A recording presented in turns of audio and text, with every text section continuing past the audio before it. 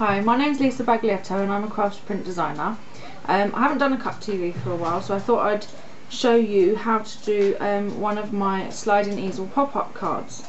The one I've chosen to do is a Halloween one, as Halloween's coming up, and it's called Trick or Treat Sliding Easel Pop-Up Card, and it's cut number 253-134_614.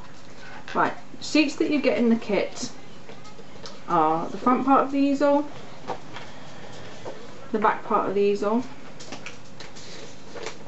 photographic instructions, there's 2 pages of that, and then a coordinating envelope, which is optional, you don't have to use it, but they all themed to go with the cards. Right. Okay, Daniel. Right. To save a bit of time, I've already cut out the main elements, which are the easel front, the easel back, and I have scored along the lines just to make it quicker.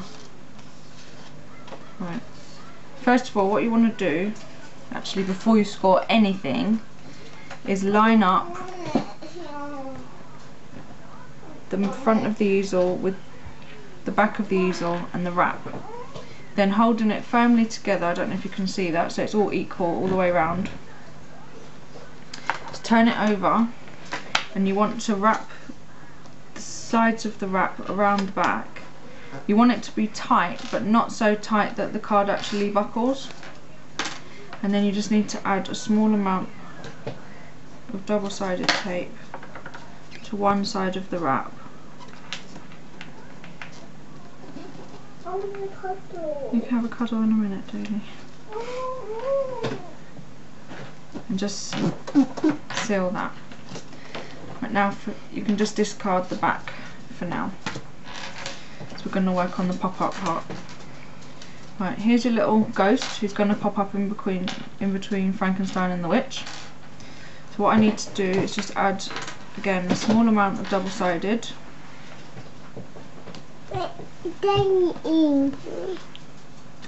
I add.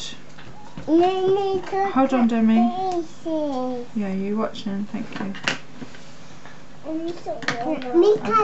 I add 2 strips just so it's really firm, so that the whole area that's going to be stuck down is actually sticky. It's sticky. Yes, thank you, Demi. Right, so we line that up roughly with the middle of where your pull tab is, and we just line it up to this line here. Oh, sorry, I should have mentioned we need to push that forward along the line and score. Getting ahead of myself. Right, so line that up there and stick down. I've already scored along here. Right, next take your smaller mechanism. It's all labelled on the sheet. You have a large rectangular part and a small rectangular part, and we want to add double-sided onto this. No. Hold on. So first of all, help it come off. We line it up with where we've scored here. You can't really see it, but that fold. Then we push the whole thing forward and add another small amount of double-sided onto there, that square. Hold on for a minute, Daly. And then we push the whole front part of this thing. I'll show you this way, it's easier. Just push the whole thing forward and press down, and that makes your pop-up element. That's what holds it up. Right. Now we're going to work with the back. So we want to carefully slide this back in. Again, it should be snug but not overly tight, and you want to make sure it's perfectly lined up with the bottom part of your rip.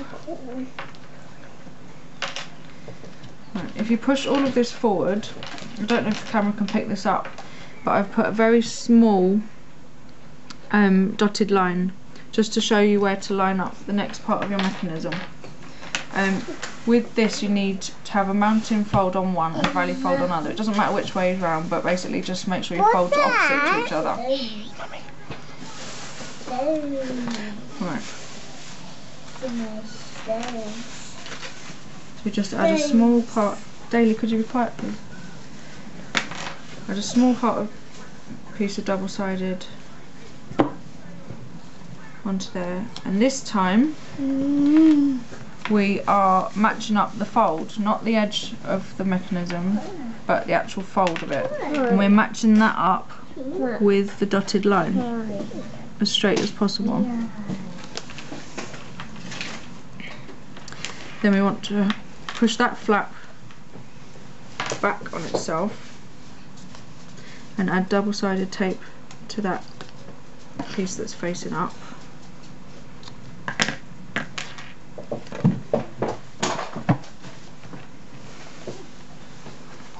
And push the whole of the card. Oh no, she says, before pushing it down, make sure that that is still in line, because I don't know if you just noticed, I'd actually accidentally pushed it forward, which would make it line up all wrong and not fold down properly flat. So before doing that, make sure it's all lined up and then push the whole card back on itself.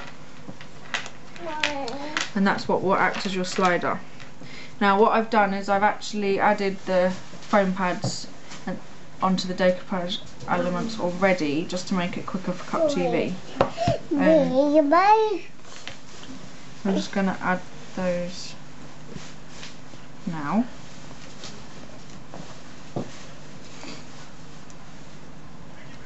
It's got off. And we're just going to line him up with the base layer. There we go. So you've got a nice 3D post. And that's your finished card, and all you need to do is pull on the tab and it says have a spooktacular Halloween. And it's completely freestanding. I have mentioned in the instructions to use quite a heavy weight of card. This is optional, it does work with lighter weights, but the actual standing works better with a heavier weight, but you can just have a play around with what works for you, and obviously the lighter the better for posting, so I suppose you need to have a play around. And then it just folds completely flat. This is the envelope, I've already made it. There are instructions on the sheet, it's very basic, it's just literally tells you where to apply the adhesive. You just stick the front onto the back, and then that's your matching, hold on Daly, your matching envelope for your card, which is quite nice, particularly if you're doing, if you can get it in, particularly if you're doing a themed one such as this. It's quite nice if the envelope coordinates with the card. So these are really quick and easy to make, as you can see. They look much more complicated and the recipient will be really impressed. But they're just quick and fun to make, which leaves much more time for you to be able to add glitter or sparkles or fake cobwebs or whatever you want to do, really. Imagination, let it run away with you. Thanks for watching my Cup TV. I hope to do one a bit quicker next time. And see you soon. If you want to check out more of my designs, just go to www.craftsuprint.com/Lisa-Baglietto. Thanks for watching, bye!